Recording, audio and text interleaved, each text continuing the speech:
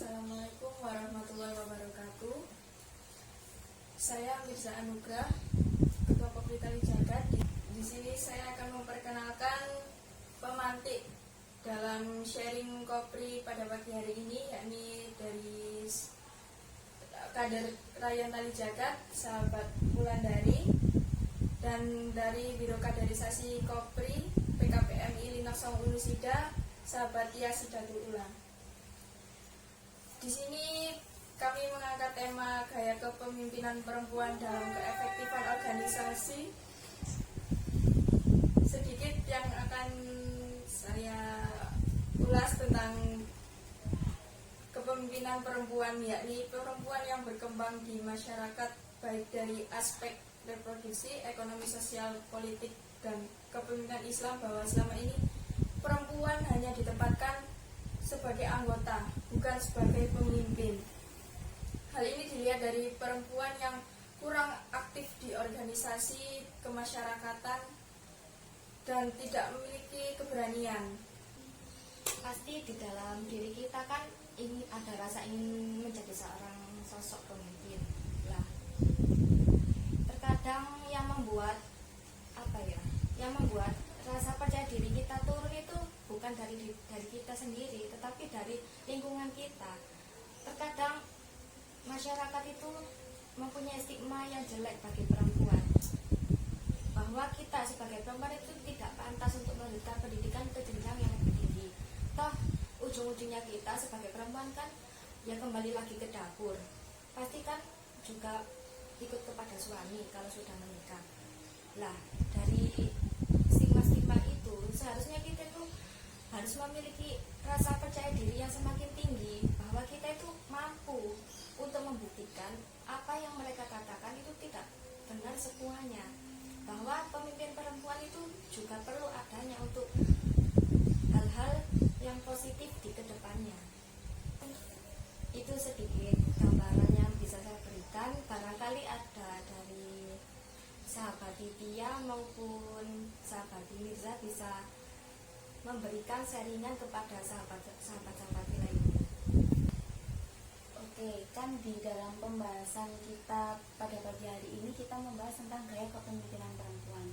Nah, gaya seperti apa sih yang harus kita terapkan untuk menjadi seorang pemimpin itu? Apalagi kita menjadi pemimpin dalam sebuah organisasi pergerakan mahasiswa Islam Indonesia, dan kita semua para perempuan hebat yang ada di dalam organisasi PMI. Sebenarnya gaya kalian menjadi seorang perempuan ketika kalian menjadi seorang pemimpin itu seperti gimana? Apa yang harus kalian terapkan? Apalagi di sini ada Bu Kopri Mirza, mungkin ada perspektif yang bisa disampaikan. Kita di sini Saya akan sedikit menanggapi. Menurut saya sebagai pemimpin, apalagi pemimpin para perempuan, di sini juga saya sebagai perempuan yang menjadi pemimpin, menurut saya dari awal pendekatan pada para anggota, satu persatu anggota, kalau bisa kita kenal lebih dekat, gimana ini sifatnya atau celah-celah, mungkin kita bisa memberikan sebuah motivasi walaupun hanya sedikit. Terus untuk kita sebagai pemimpin sudah mengenal satu persatu sifat-sifat anggota dan kita lebih akrab dengan anggota, disitulah sosok pemimpin perempuan itu bisa lebih semangat dalam menjalani prosesnya sebagai pemimpin. Nah, seperti salah satu contoh, kami mengadakan suatu acara, namun ada kendala yang memang tidak bisa ditolerasi, atau memang kita harus mengganti apa proker itu tadi. Dan disitulah peran pemimpin yang harus bisa mempengaruhi para anggota untuk saling bersinergi, gimana gimana caranya kita cari jalan keluar dan mensukseskan sebuah acara itu walaupun banyak kendala. Mungkin dari sahabat Diulan. Kan tadi Bu Kopri Mirza sudah sedikit memberikan sharingan terhadap kepemimpinan di dalam organisasi. Nah, di sini saya sedikit ingin bertanya dan ingin mendengarkan pendapat dari Bu Kopri Mirza. Kan kita sebagai anggota kan juga awam, dan pasti kita sebagai anggota itu ingin sekali pendapatnya didengar.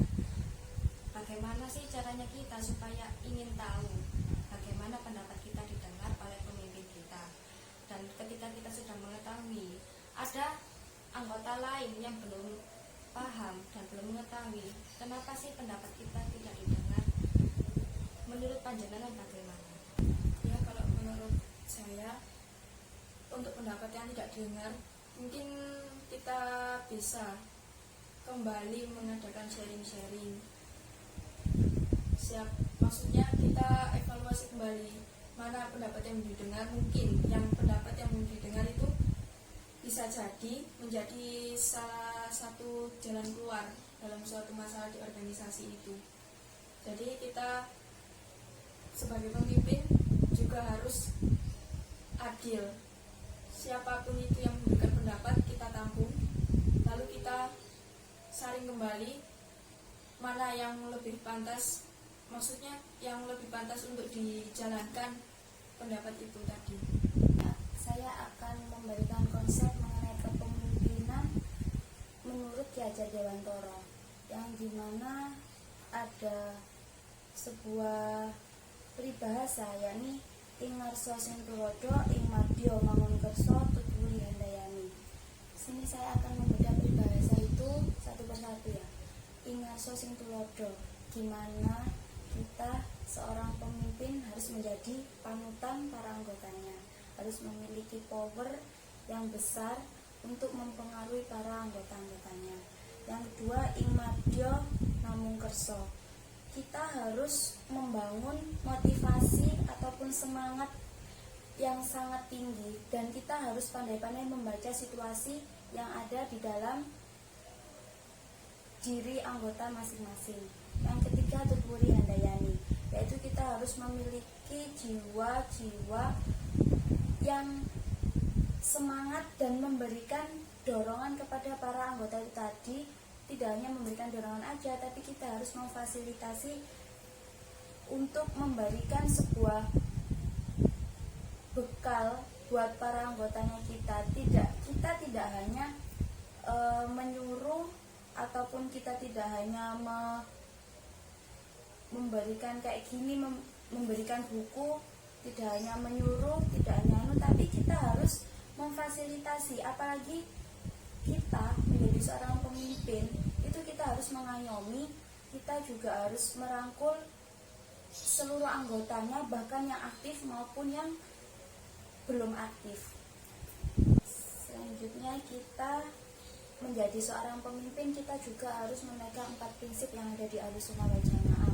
Bagaimana di dalam PMII juga dijelaskan, kita harus memegang prinsip Ahlussunnah wal Jamaah, di mana 4 prinsip itu meliputi tawasud, tasamuh, ta'alul, dan tawazun.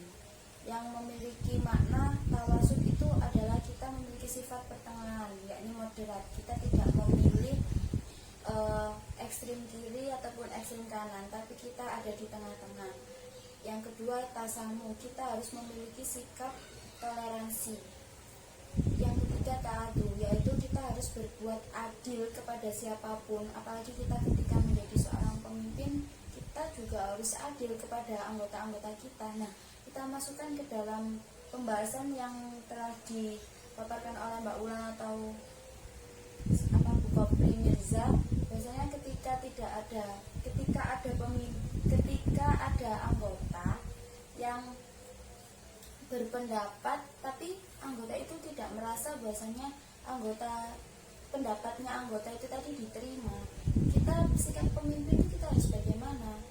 Ya harus memegang 4 prinsip itu tadi, yang terutama kita harus adil, dan yang kedua kita harus moderat. Kita tidak memihak sana, kita tidak memihak ekstrim kanan maupun ekstrim kiri, tapi kita harus ada di tengah-tengah.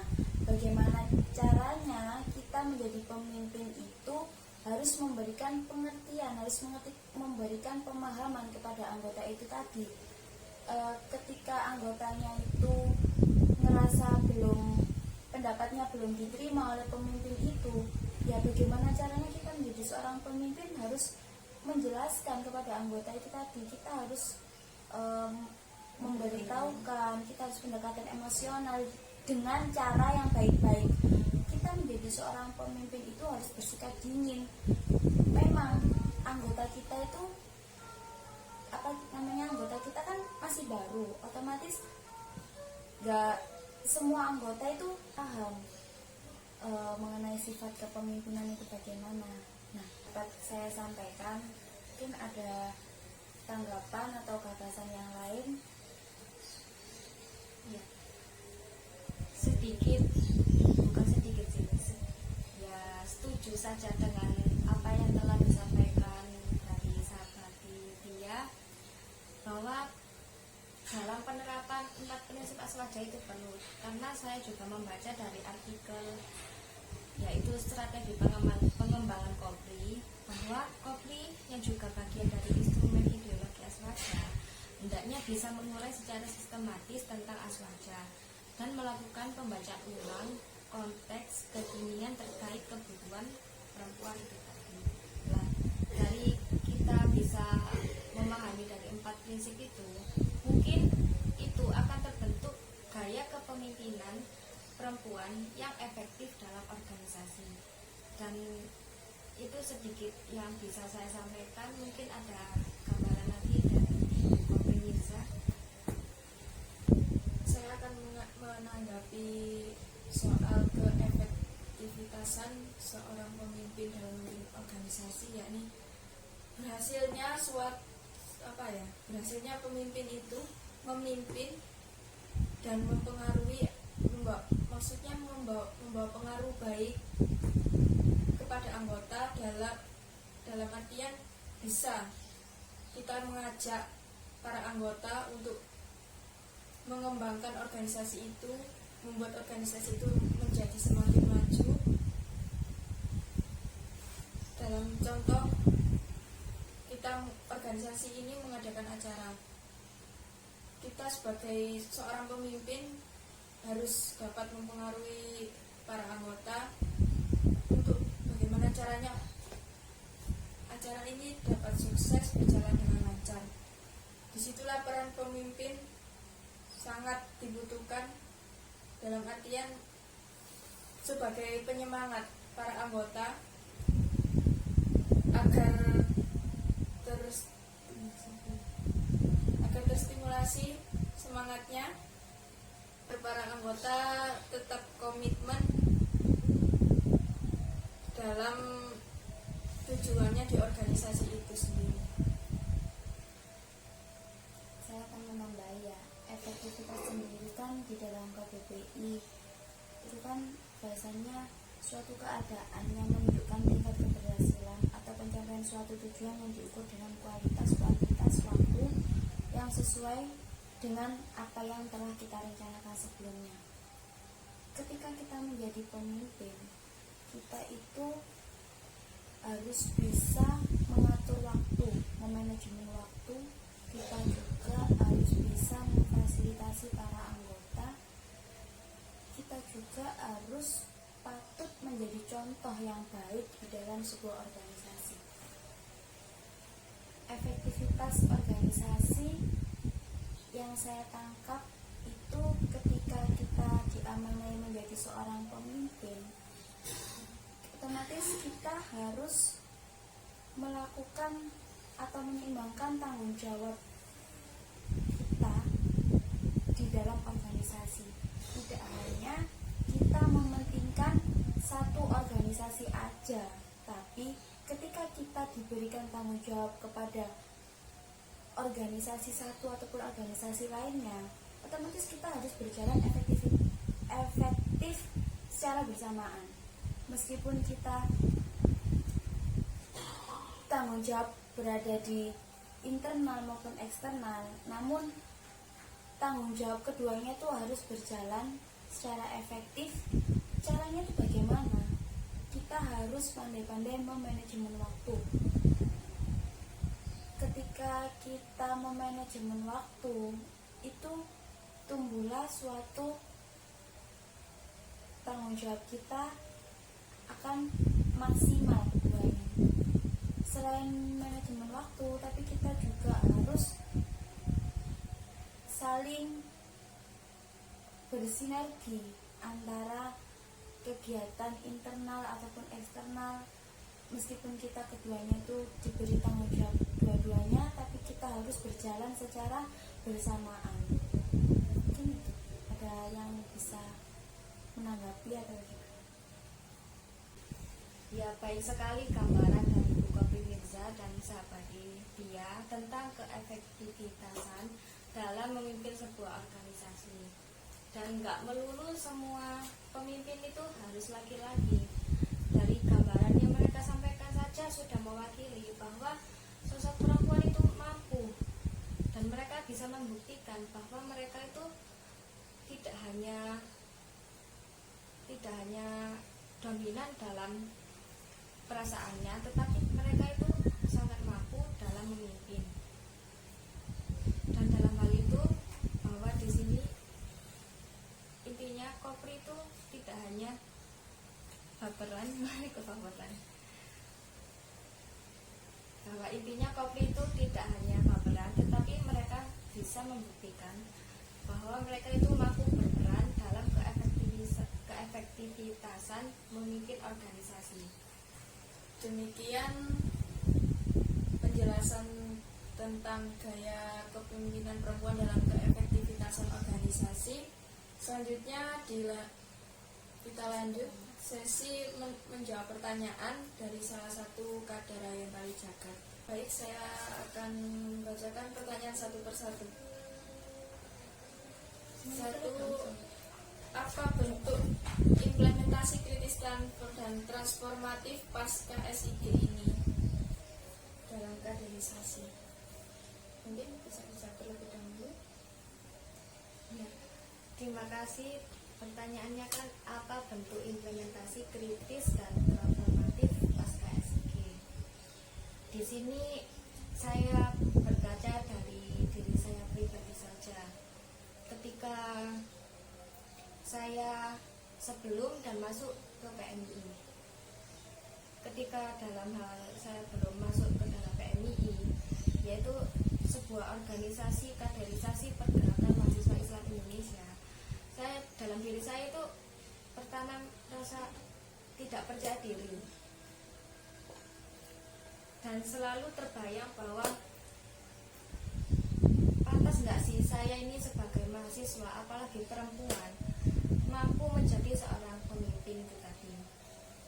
Dan alhamdulillah ketika saya mengikuti PMII dan melanjutkan ke dalam jenjang kaderisasi formal SIG, saya mendapatkan ilmu yang belum saya ketahui, dan dalam hal tersebut membantu saya dalam pengimplementasian kritis transformatif itu tadi.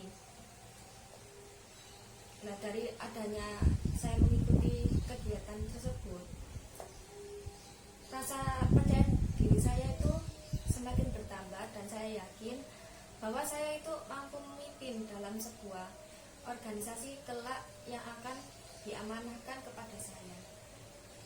Itu sedikit gambaran yang mampu saya berikan terhadap pertanyaan yang diberikan.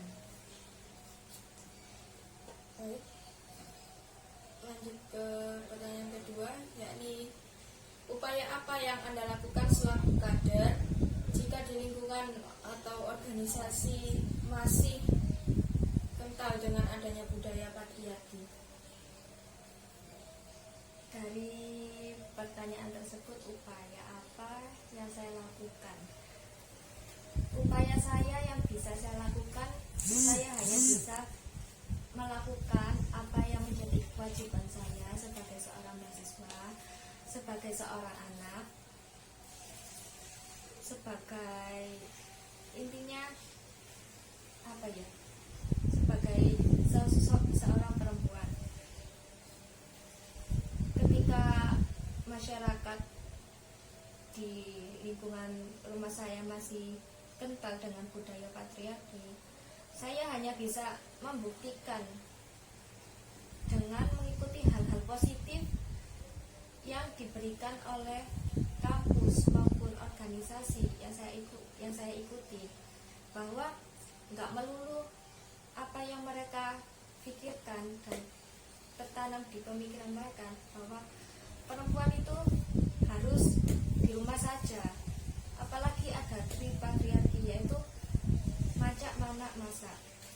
Toh ya, kita sebagai perempuan kan memiliki hak kebebasan dalam belajar tentang kepemimpinan maupun hal lainnya, dan duduk di bangku perkuliahan. Itu sih sedikit upaya yang mampu saya lakukan untuk saat ini. Oke, saya tambah ya. Mungkin gini, ketika di masyarakat ataupun di lingkungan kita itu melekat budaya patriarkinya, upaya kita ketika menjadi seorang kader, terutama kader PMII, Kopri PMII, kita itu harus bagaimana sih? Saya menambahi untuk pendapat sahabat Wulan, emang sudah bagus, kita harus membuktikan. Tapi gini, ketika kita membuktikan, pasti perspektif ataupun pandangan masyarakat di sekitar kita mengenai budaya patriarki itu pasti masih ada, walaupun kita sudah membuktikan. Tapi dengan cara gimana sih agar masyarakat di lingkungan kita itu juga ikut terpengaruh gitu kepada kita semua, agar tidak terlalu melekat pada budaya patriarki. Gini, budaya patriarki itu tidak bisa kita lawan. Budaya patriarki itu kita tidak bisa merubahnya. Akan tetapi ketika kita sudah memahami budaya patriarki itu seperti apa, kita harus bisa mewarnai budaya patriarki itu sendiri.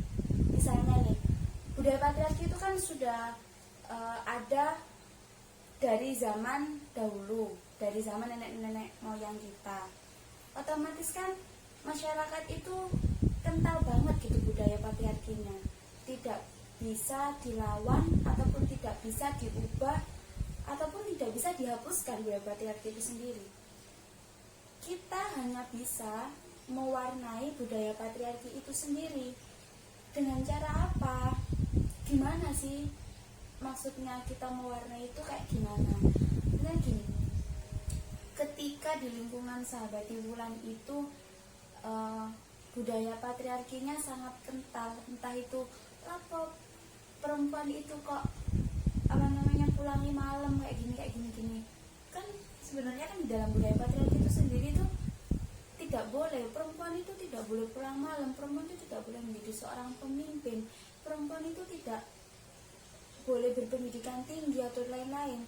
Nah, tugas atau tanggung jawab kita sebagai kader PMII untuk mewarnai budaya patriarki itu sendiri dengan cara kita masuk dalam lingkungan masyarakat itu, kita tidak langsung mengadakan entah itu seminar tentang kepemimpinan atau gimana yang tidak mendiskriminasikan antara perempuan ataupun laki-laki, ataupun juga kita mengadakan upaya ataupun kegiatan yang ada di dalam masyarakat itu sendiri untuk membentuk sebuah keproduktifan, entah itu wirausaha atau kayak gimana, intinya yang membangun masyarakat yang ada di lingkungan sahabat Wulan ataupun sahabat-sahabat lainnya yang budaya patriarkinya itu sangat kental sekali.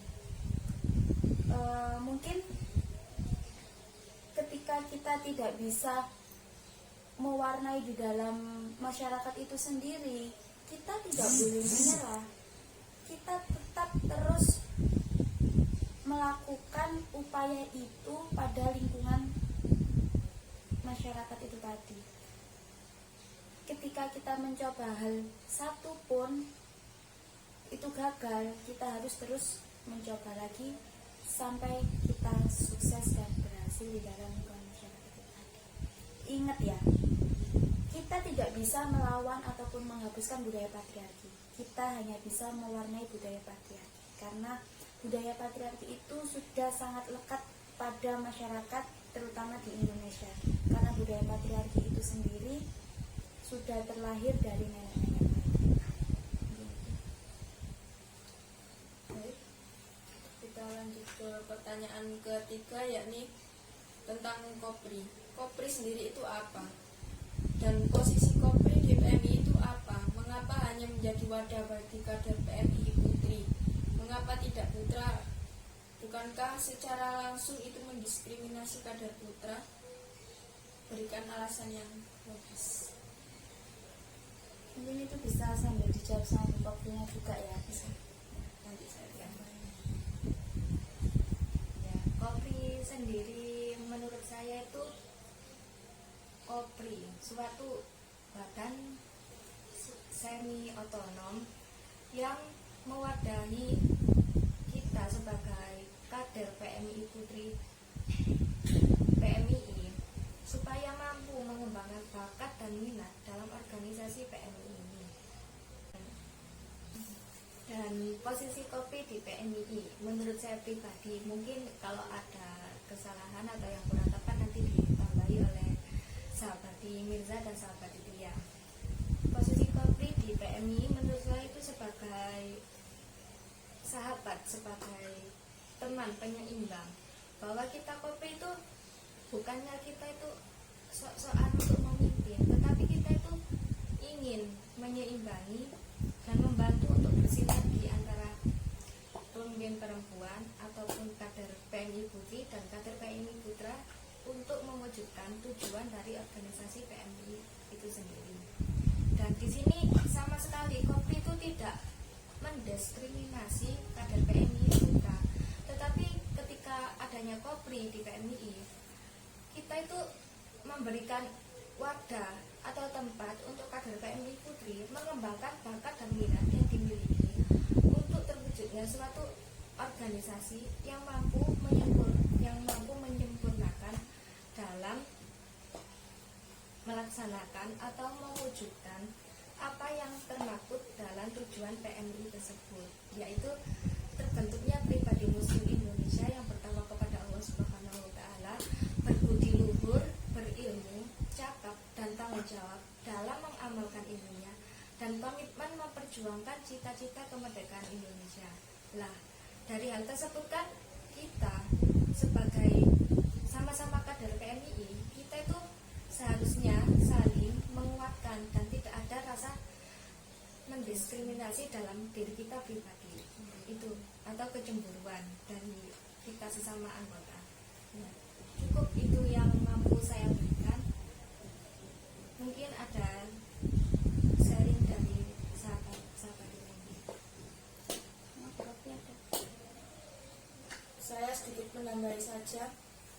Kalau KOPRI memang menurut saya didirikan sebagai wadah untuk kader PMI Putri, dikhususkan untuk putri, karena menurut saya terkadang kan kader putri cenderung masih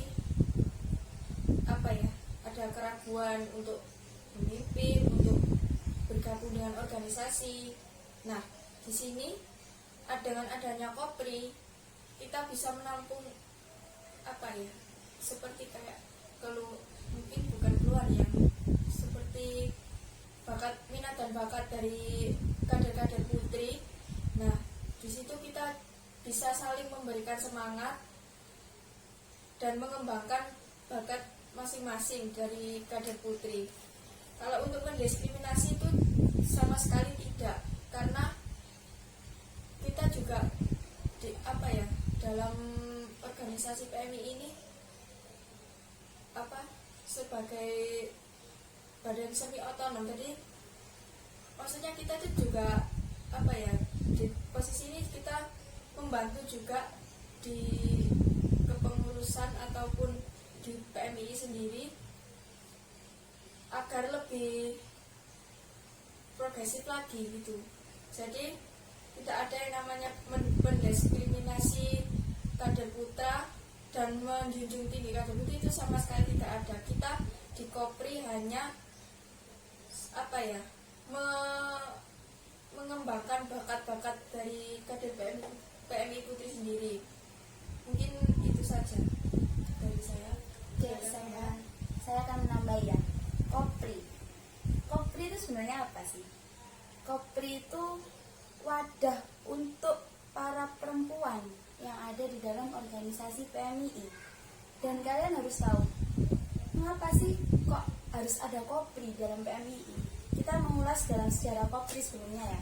Biasanya lahirnya Kopri itu berawal dari keinginan kaum perempuan untuk memiliki ruang sendiri agar kita tuh bebas beraktivitas, sehingga kita tuh dapat mudah ataupun bebas untuk mengutarakan sebuah pendapat. Dulu Kopri sempat berdiri, setelah itu vakum dan berdiri, vakum dan berdiri lagi. Dan sudah disahkan bahwasanya kelahiran Kopri itu pada tanggal 25 November 1967 dengan status itu masih semi otonom. Dan di sisi lain, kondisi gerakan perempuan itu sendiri hanya sebatas emansipasi perempuan dalam bidang sosial ataupun kemasyarakatan. Yang saya ketahui di dalam sejarah Kopri sendiri tuh contohnya tuh gini, di dalam naungan Nahdlatul Ulama ya, kita dulu itu mengenal muslimat, dan awal berdirinya Kopri ini itu melakukan kerjasama bersama perempuan-perempuan yang ada di dalam organisasi muslimat. Karena gini, di dalam muslimat itu sendiri awalnya hanya kegiatan sosial. Jadi kita pertama berdirinya Kopri itu nimbrun ke organisasi muslimat itu sendiri. Jadi lebih ke bidang sosial ataupun kemasyarakatan. Tapi Kopri sendiri ini tidak hanya bekerja sama pada organisasi muslimat aja, namun juga kepada organisasi perempuan lainnya, misalnya kayak Kowani dan lain-lain. Kopri itu hanya semata-mata sebagai mobilisasi perempuan. Kopri dalam naungan PMII, jadi jangan ada perspektif bahwasanya Kopri ini menyaingi PMII atau bagaimana. Tujuan dari Kopri sendiri itu untuk mewadahi kader-kader putri. Karena gini, nggak semua perempuan itu bisa secara intens dengan kader-kader putra. Makanya adanya Kopri ini agar pendekatan secara emosionalnya itu, secara intensnya itu lebih kuat gitu loh.